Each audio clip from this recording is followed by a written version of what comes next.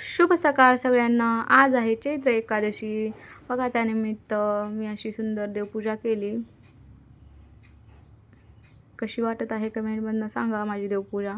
मग स्वामींना दिवा लावून घेतला, उदबत्ती लावून घेतली. बघा स्वामींचं तर रूप किती छान दिसत आहे. मग आम्ही विठ्ठल रुक्मिणीच्या मंदिरात गेलो.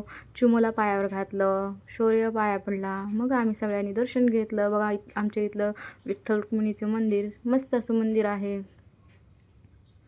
मग काय आम्ही आलो दर्शन करून घरी. मग लागली होती भूक. मग त्यासाठी चूल पेटवली आणि शाबू केला, मस्त असा गरमागरम शाबू. मग काय वाढून घेतलं. या सगळेजण गरमागरम शाबू खायला, फराळ करायला. आज कोणी कोणी एकादश धरली. मस्त आम्ही खात आहोत शाबू. मग काय चिमू आमची इकडं बघा, तिचं चालूच असतं मम्माला त्रास देणं. देवघरासमोर जाते आणि तिथली रांगोळी सगळी मोडून टाकते.